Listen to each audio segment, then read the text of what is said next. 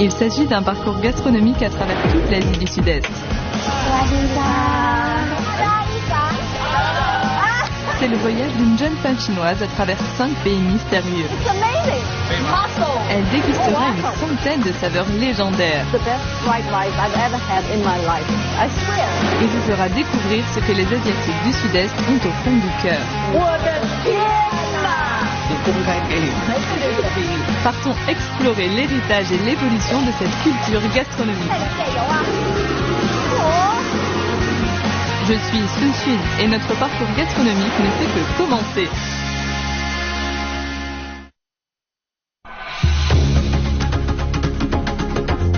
La Malaisie est un pays d'Asie du Sud-Est à la croisée des cultures orientales et occidentales. Aujourd'hui, elle présente au monde le visage d'un pays qui connaît un développement d'une rapidité phénoménale. Depuis des temps immémoriaux, c'est par la mer que l'on arrive sur cette terre de mystère. Diligents et travailleurs, les Malaisiens ont su, au fil des siècles, faire fusionner des cultures diverses et variées. La gastronomie locale en est d'ailleurs la preuve incontestable. En Malaisie, avec un climat tropical, une mer bleu azur, un soleil éclatant et une flore des plus étranges, je suis tout à fait certaine que la cuisine locale m'aidera à comprendre l'histoire, à ressentir toute cette nature et à tomber amoureuse de ce pays.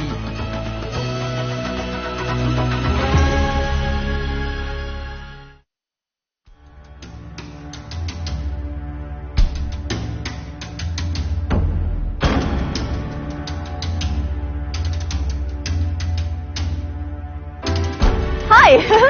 Okay, 我觉得这辆车很漂亮。This is yours. It's pretty. I like it. Bye. En se déplaçant sur ce genre de vélo-taxi ultra floristique de Malacca, on peut voir des édifices qui fleurent bon l'ancien temps, ainsi que des visages souriants et amicaux. Je me croirais presque dans une petite ville du sud de la Chine. Malacca est située dans le sud-ouest de la Malaisie. Étant donné que le détroit de Malacca est une importante voie de communication, l'endroit a naturellement toujours été un lieu hautement stratégique. À la fin de la dynastie des Qing, de nombreux ouvriers chinois se sont établis ici, apportant avec eux culture et tradition chinoise. À partir de là, Malacca est devenue la ville chinoise de Malaisie. Aujourd'hui, à Malacca, l'héritage culturel chinois est omniprésent. A lot of tourists from China as well. Alors la gastronomie locale comporte-t-elle des caractéristiques chinoises ?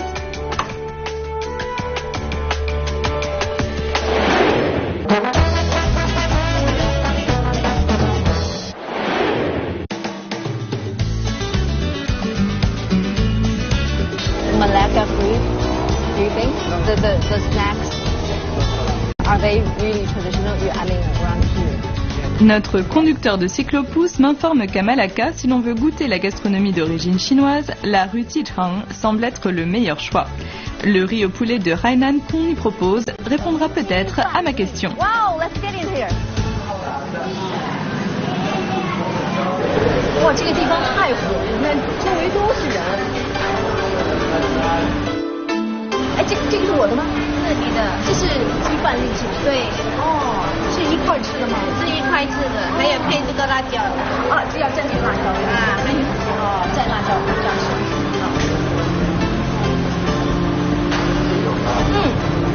别看它外面看起来好像很光滑的样子，但是它里面还是能吃到饭的那种颗粒感。这个饭团本身就是有味道，甜甜的甜味的。 Même si ce lieu n'est qu'un des innombrables restaurants chinois de Malacca, la saveur particulière qu'il propose jouit d'une grande réputation. C'est ainsi que ces petites boulettes de riz et cette viande de poulet ultra tendre attirent les touristes du monde entier. Ceci dit, quel est donc le rapport entre ces boulettes de riz au poulet de Malacca et la Chine ? 啊，你好，谢谢，等了你很久，早上好。这个好吃的海南鸡饭粒到底是怎么做出来的呢？那我就公开给你，没有秘密，没有秘密哈，没有秘密，只要你。 Monsieur Lai est le premier héritier de cette tradition. Au début du XXe siècle, de nombreux Chinois de Hainan ont émigré en Asie du Sud-Est dans l'espoir de faire fortune. Mais nostalgiques de leur cuisine, ces derniers ont emporté avec eux ce plat de poulet. 这个是一些配料，这个是香叶、斑斓叶。斑斓叶啊，这个也在马来西亚的饮食当中很常见的。对，就把它香。Depuis le jour où le père a ouvert ce restaurant, la famille a connu la prospérité. Et aujourd'hui, alors que c'est son fils qui a repris l'affaire, le restaurant ne cesse de s'agrandir. Et il y a pourtant une seule chose qui ne change pas, c'est la saveur ineffable de ces boulettes de riz au poulet. 啊，那个是冰水，哇，这个冰它就可以把这个鸡肉的热度啊减到最低，然后它的熟不会太过老，会嫩一点。啊，能保持它这个最嫩的。对对对，这个是鸡饭的材料。这个也是鸡饭的。Monsieur Lai me dit que pour ce qui est de la cuisson, le riz au poulet malaisien n'a rien d'original. Il suffit juste de faire sauter un riz de qualité avec du beurre et d'autres condiments. 哎呀，真的很香哎，怪不得这吃起来也是有这种香气。 Afin que le riz ait véritablement le goût du poulet, on le cuit non pas avec de l'eau plate, mais avec l'eau dans laquelle a mijoté le poulet. 现在我们做这个鸡饭粒的过程，这是最首先关键的部分。带上手套。 D'après Monsieur Lai, la plus grosse différence entre ce riz au poulet de Malacca et les autres, c'est son apparence. 这个海南鸡饭来自于海南，至于海南那些劳工来到马来西亚，然后他们工作的时候为了方便，就把那些海南鸡饭做成粒状。您是说这个吃起来会比较方便？对，他们这个平时做工比较辛苦，吃饭的时间。 Les très célèbres boulettes de riz au poulet de Malaisie ont effectivement un rapport direct avec le riz au poulet de Hainan d'origine chinoise. En fait, c'est avec l'arrivée des migrants venus de Hainan que le riz au poulet a évolué pour devenir ces boulettes de riz au poulet que tout le monde connaît. Tout bien considéré, je pense que l'on peut tout quitter pour l'autre bout du monde, mais par contre, ce que l'on ne peut pas quitter, ce sont les saveurs de son pays natal. Et quel meilleur exemple pourrait-on trouver que la famille de Monsieur Lai? Même après avoir émigré, ces derniers ont su transmettre les saveurs de leur terre d'origine. Ainsi, tout en soulageant la nostalgie des migrants, cet héritage culinaire a aussi permis d'écrire une page d'histoire. Aujourd'hui, le riz au poulet est devenu, depuis longtemps déjà, une grande spécialité de l'Asie du Sud-Est, une spécialité dont les racines resteront toujours bien accrochées à la terre chinoise.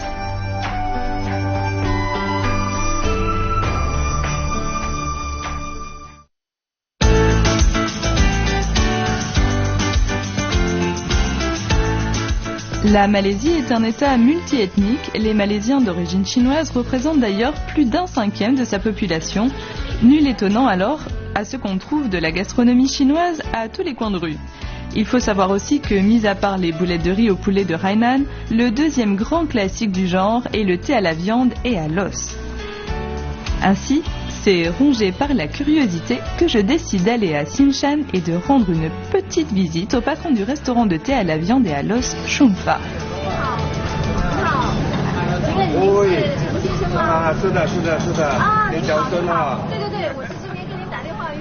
Aujourd'hui, cela fait plus de 70 ans que la mère de Monsieur Chen a ouvert ce restaurant, permettant ainsi aux Chinois de Xinshan de retrouver les saveurs de chez eux.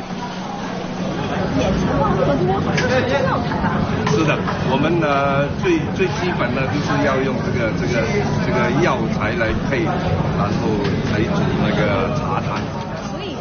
Pour offrir à ses clients le meilleur thé à la viande et à l'os, on peut dire que Monsieur Chang n'épargne pas sa peine. Il court en effet aux quatre coins de la Chine pour dégoter ce genre d'herbe médicinale. Bien sûr, outre ses exigences en matière gustative, cela démontre aussi son attachement viscéral à ses origines.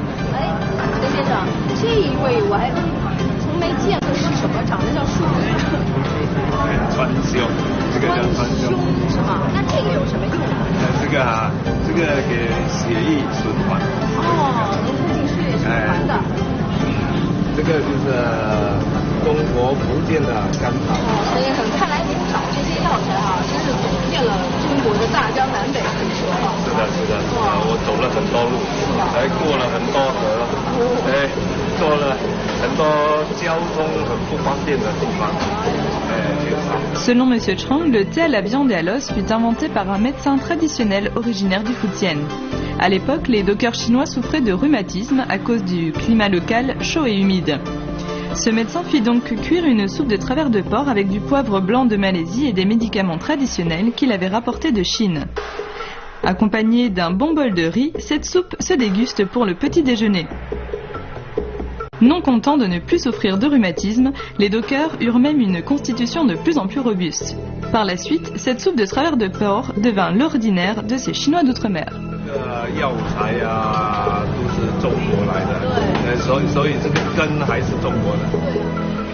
Après plus d'un siècle d'évolution, le thé au travers de porc est devenu une grande spécialité, que ce soit en Malaisie ou à Singapour.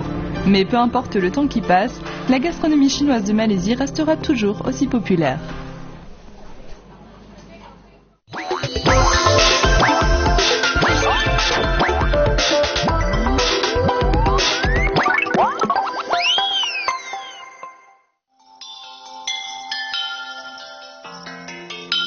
Vu qu'un cinquième de la population malaisienne est d'origine chinoise, on retrouve des traces de la culture chinoise dans tout le pays. Les Chinois d'outre-mer ont parfaitement su greffer leurs traditions à la culture locale, ce qui a donné naissance à la culture Nyonya, qui est tout à fait spécifique à l'Asie du Sud-Est. Les annales historiques rapportent que c'est sous la dynastie des Ming qu'un grand nombre de Chinois ont émigré en Malaisie, à Singapour et en Indonésie. Les métis nés de cette rencontre furent appelés Baba pour les hommes et Nyonya pour les femmes. Avec le temps, traditions chinoises et culture locale se sont donc interpénétrées pour donner naissance à la culture Nyonya.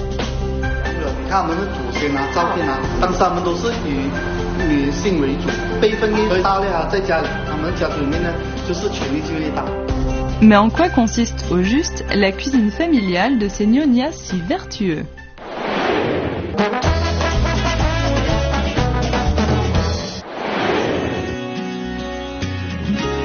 Afin de mieux connaître l'histoire des Nyonyas et leurs conditions de vie actuelles, je décide d'aller à la rencontre d'une famille Nyonya et d'avoir un aperçu de leur culture à travers leur gastronomie.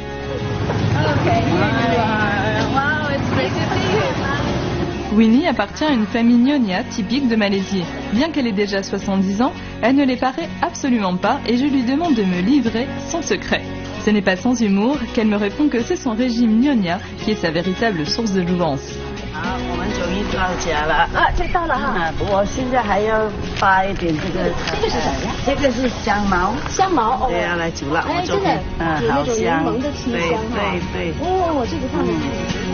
En Malaisie, beaucoup de gens cultivent dans les cours des aromates ainsi que d'autres ingrédients utilisés dans la gastronomie quotidienne.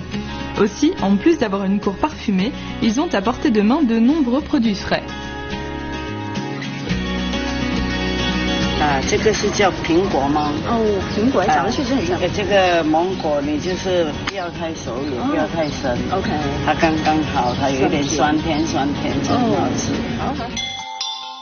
Dans l'ancien temps, les entremetteuses professionnelles avaient l'habitude de faire un petit tour matinal dans les cuisines des familles influentes afin de sentir les divers aromates que manipulaient les jeunes filles Nyonya et pour observer leur talent culinaire. Il faut dire que savoir faire la cuisine était un atout alors essentiel si l'on voulait trouver un bon parti.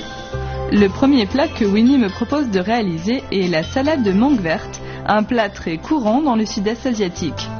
Pour ce faire, il faut râper de la mangue, de l'oignon et du gingembre bleu. Deuxième étape, et non la moindre, réussir la sauce de la salade.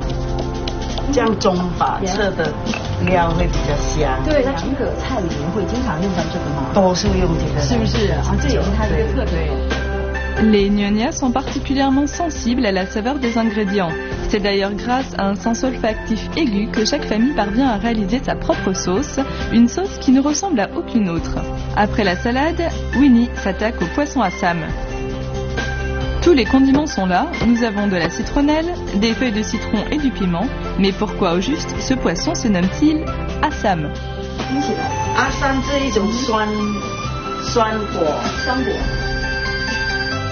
le fruit en question est connu sous le nom de tamarin. Il s'agit d'un fruit tropical commun dans le sud de la Chine, au Guangdong ou à Hainan. Les Chinois ont l'habitude de le consommer entre les repas. Quant aux Nyonya d'Asie du Sud-Est, comme elles raffolent de son goût aigre et légèrement sucré, elles en ont fait le condiment idéal pour accompagner le poisson.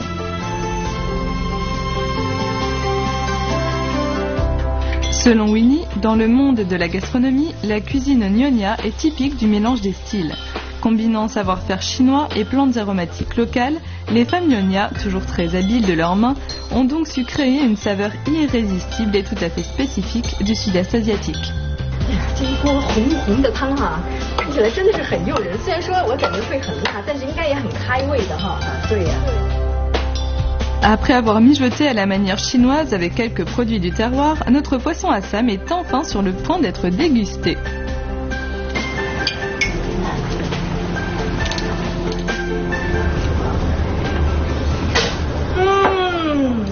Eh呀，好开胃，有点酸酸。对，酸酸辣辣，一口咬下去，那就是夏天的感觉嘛。对，本来在马来西亚就只有夏天。阿萨姆鱼是我一直特别期待的。哦，很鲜哦，很鲜，但是我马上就能吃到那个浓重的那个酸味儿，阿萨姆的味儿，而且呢，其实不是很辣哈，一开始被这个红色所吓到了，这个味道虽然很丰富，也遮盖不住这个鱼本身的鲜味哈。对，它不像鱼的鲜味还是在那边。Jadis, les Nyonya étaient les jeunes filles de grandes familles. En général, elles ne sortaient guère de la maison et passaient le plus clair de leur temps dans la cuisine afin de parfaire leur talent culinaire. Après le mariage, peu importe que la belle-mère voulût tester le savoir-faire de sa bru ou bien lui transmettre ses propres compétences, la cuisine était quoi qu'il en soit un lieu d'échange privilégié entre les deux femmes. Et oui, c'est bien la gastronomie qui permettait de les rapprocher. Déguster les plats Nyonya pouvait alors créer un sentiment d'harmonie et d'amitié entre les femmes de la maison. Aujourd'hui encore, cette façon de communiquer entre membres de la famille subsiste toujours. Même si depuis qu'elles sont mariées, ces trois filles habitent loin, elles reviennent néanmoins voir leur mère tous les week-ends pour cuisiner ensemble un bon repas et en régaler toute la famille. Winnie nous dit que c'est bien la saveur de la cuisine Nyonya qui permet ces retrouvailles. Aujourd'hui, la gastronomie Nyonya est considérée comme l'une des grandes cuisines de Malaisie, voire même de toute l'Asie du Sud-Est. Sans parler bien sûr des restaurants, presque toutes les familles Nyonya cultivent leurs propres secrets culinaires. Et chez les Nyonya, quoi de plus secret que les pâtisseries?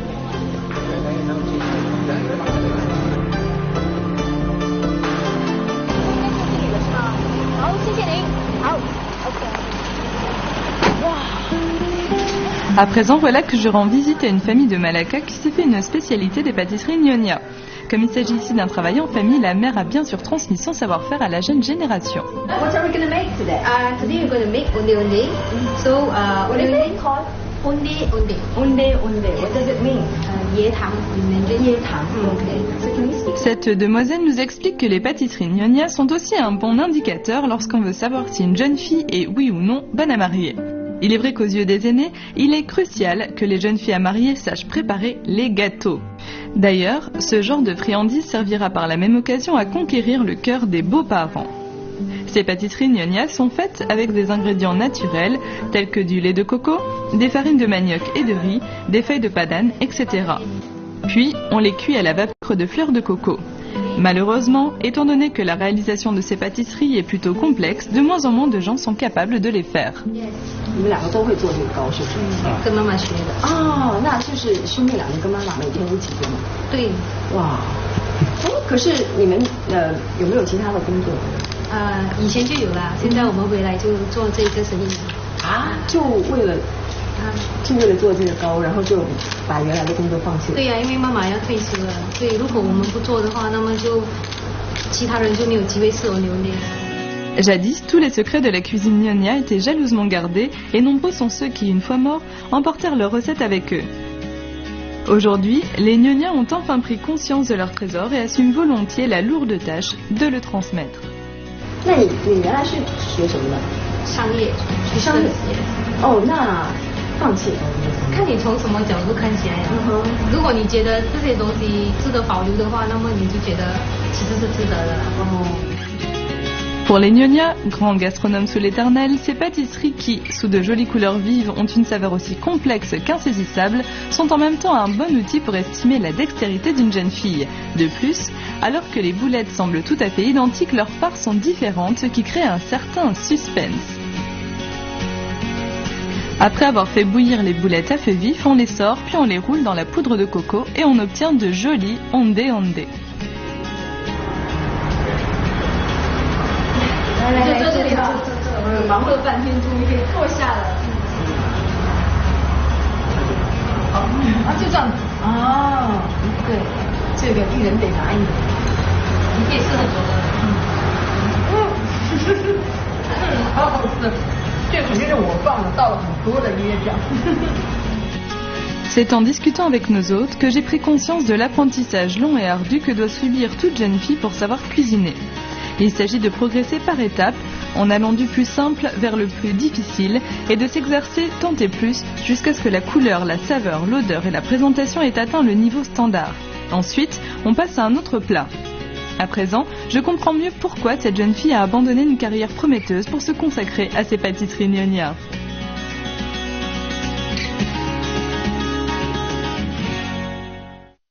Toute spécialité ne doit pas néanmoins s'arrêter à un savoir-faire traditionnel. Elle doit aussi s'améliorer avec le temps. C'est en effet en innovant de façon continue qu'un nombre de plus en plus important de gourmets pourront connaître et apprécier la véritable saveur des choses.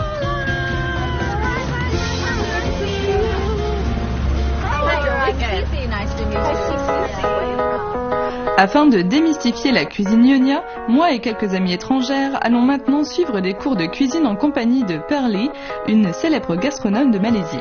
Pearly Ki est une professeure de cuisine hautement appréciée dans l'état de Penang, en Malaisie. Passionnée de cuisine Nyonya, cette dernière a toujours été désireuse de transmettre son savoir-faire à tous ceux qui s'y intéressent. Après avoir pris sa retraite, Pearly Ki, qui était elle-même issue d'une famille de cuisiniers Nyonya, a ouvert une école de cuisine dans sa propre maison. Parmi ses élèves qui viennent des 4 coins du monde, on compte des écrivaines, des critiques gastronomiques et même des cuisinières.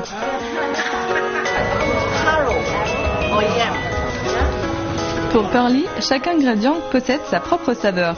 Il faut donc les connaître sur le bout des ongles si l'on veut en faire des petits délices. Après nous être familiarisés avec les ingrédients, notre sortie scolaire touche à sa fin. Sur la route qui nous ramène chez Pearly, la joie d'avoir appris tout un tas de choses se lit sur les visages. C'est au moyen de ces quelques produits locaux que Pearly nous fait découvrir la vie des Nyonya de Malaisie ainsi que leurs exigences en matière de qualité des produits. Okay, now this is very cool. Okay, oh wow. Afin que les élèves puissent mettre eux-mêmes la main à la pâte, Pearly a modifié la cuisine qui se trouve dans sa cour. We're going to cook 3 dishes. Yeah? 3 dishes. We're going to start with curry kapitan. These are all your herbs and spices. Here, everyone do something. Yes. On your cutting board and in this bowl of herbs and spices, the first thing to find is your galangal. And I want you to pound this, yeah? Okay. Il existe une anecdote concernant ce plat. Jadis, un capitaine de navire de commerce engagea chez lui un cuisinier Nyonya. Ce dernier, souhaitant démontrer au capitaine la beauté de cette cuisine métisse, il prépara un poulet au curry à la mode Nyonya, bien différent de la tradition malaisienne. Après l'avoir goûté, le capitaine trouva le plat fort bon et voulut en connaître le nom. Le cuisinier lui aurait alors répondu « C'est du curry capitaine » et le capitaine de répondre « Ah, c'est donc du curry capitaine ». Depuis lors, le poulet au curry à la mode de Nyonya est ainsi connu sous le nom de poulet capitaine. Everyone, the first thing to go in is your lime juice and your sugar. So make sure you put all this in. Take some juice in or some. Sans m'en rendre compte, un délicieux poulet capitaine apparaît sous mes yeux et voici le tout premier plat Nyonya de ma vie. Laura, don't tell me it's not spicy. Well, I think it's perfect. A little spicy. Alors je me régale du poulet capitaine que j'ai moi-même réalisé et que j'écoute l'histoire de la jeune fille Nyonya que nous raconte Pearly, je ne peux qu'avoir un sentiment d'admiration envers notre professeur. En effet, il y a autant de goûts différents que de personnes, même si on utilise les mêmes ingrédients et que l'on cuisine de la même manière, la saveur du plat sera différente selon la personne qui le réalise. Aujourd'hui, la cuisine Nyonya jouit d'une grande renommée de par le monde et joue par ailleurs un rôle très important dans la culture alimentaire du sud-est asiatique. Cependant, sans le travail des Nyonya que j'ai rencontrés aujourd'hui, la culture Nyonya ne pourrait pas connaître un tel développement. Tout ceci explique pourquoi, plus que la saveur particulière de la cuisine Nyonya, c'est en fait la conscience aiguë de ces gens-là quant à l'importance de transmettre et de faire rayonner leur gastronomie qui m'a véritablement touchée. Je crois sincèrement que seuls les plats faits avec le cœur sont capables d'émouvoir ceux qui les goûtent. Ici, on peut parler de véritables points communs entre la Chine et la Malaisie.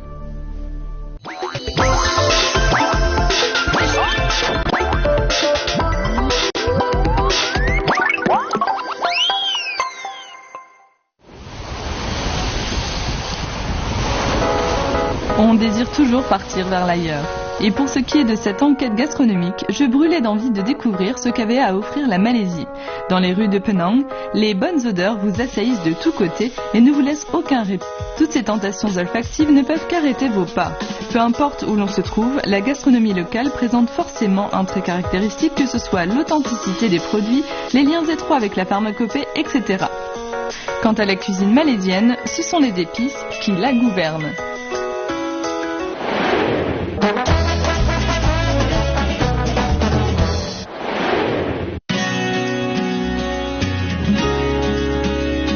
Au XVe siècle en Europe, de nombreuses légendes circulaient sur les épices. On allait parfois jusqu'à croire que la senteur des épices descendait directement du paradis. 2 siècles plus tard, partant à la recherche de ces senteurs mystérieuses, les Européens atteignirent les côtes de la lointaine Malaisie. Finalement, voulant s'accaparer ces odeurs enivrantes, les colonisateurs n'eurent aucune hésitation à déclencher une guerre des épices.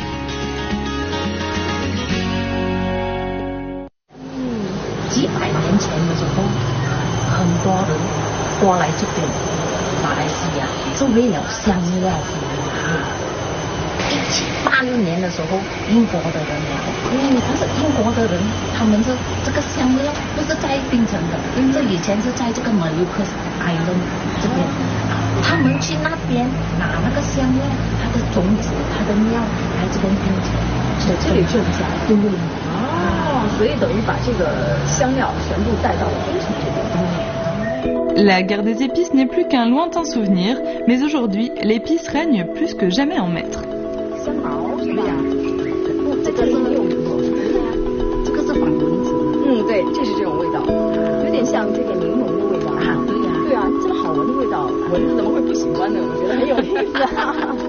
Il y a plus de 500 variétés de plantes dans ce jardin. Avec tout ce bouquet fleuri qui embaume à la ronde, on se sent particulièrement décontracté. À Penang, on peut dire que l'épice est un cadeau de Dame Nature. Elle enjolive le quotidien et émoustille les papilles.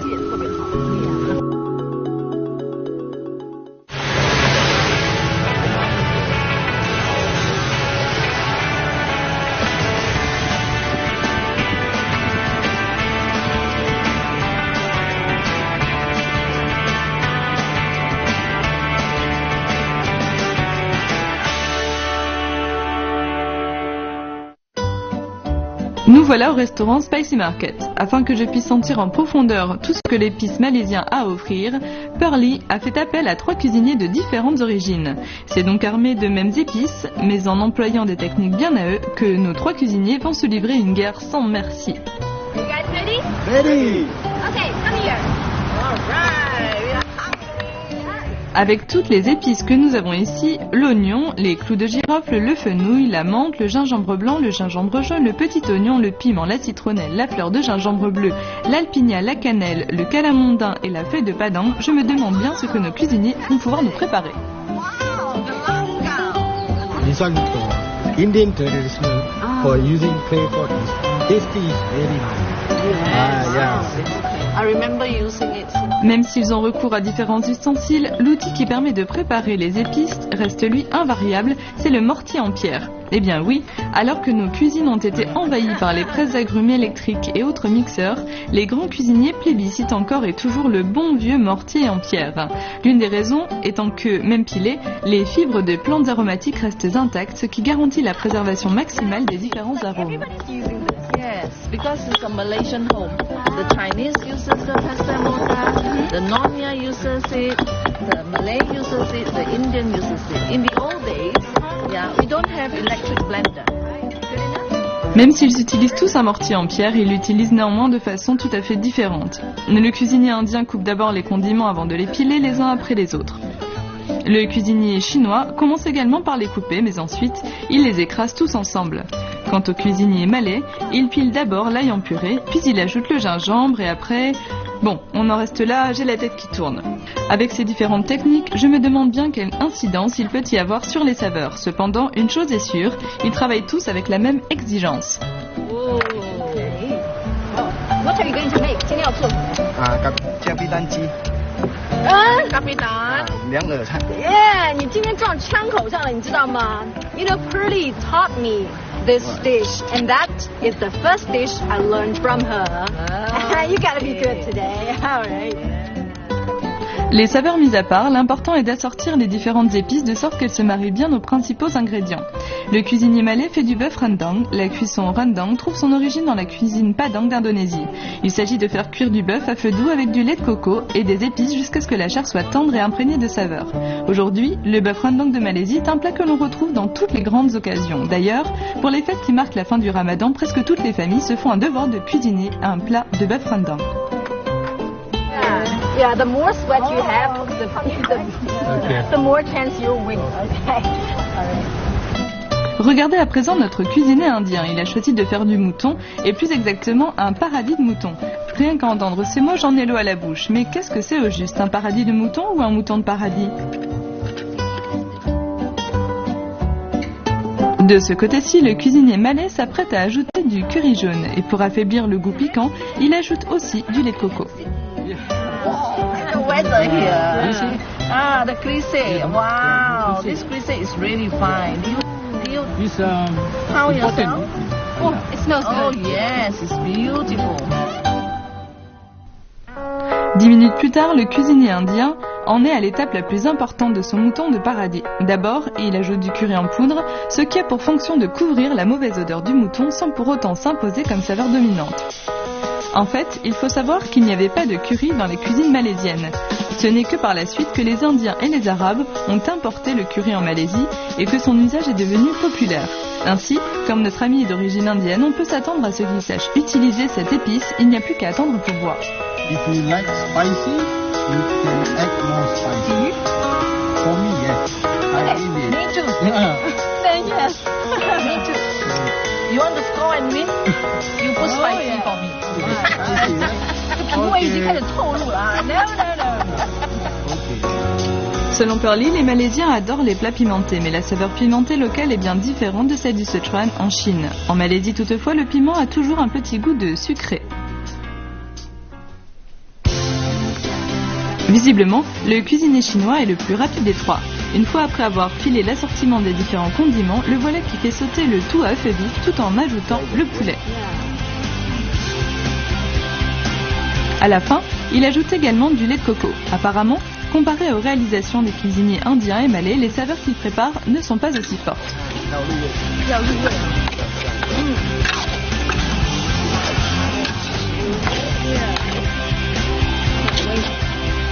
Jetons encore un coup d'œil au mouton de paradis de notre cuisinier indien. Dernière étape, un yaourt tout frais. Bon, c'est fini pour la compète. Qui va donc l'emporter ?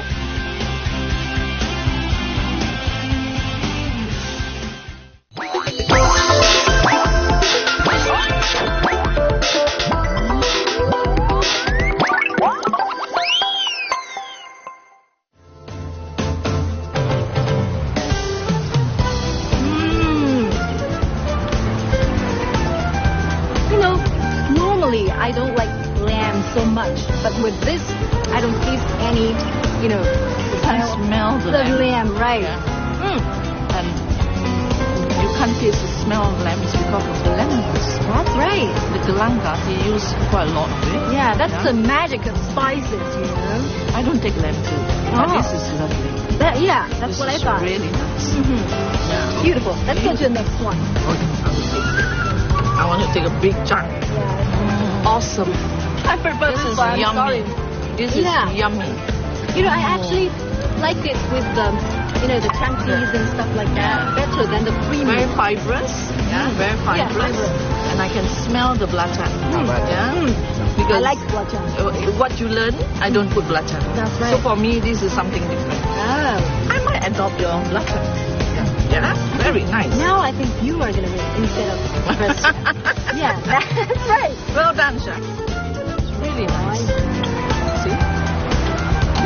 Beautiful, isn't it? Wow. This is tender. It's beautiful. I like it. With the coconut flavoring, this is definitely my favorite. Yeah, you are going to win. Now you're going to make it very difficult for us. Yeah. Because everybody is good. Okay, come on.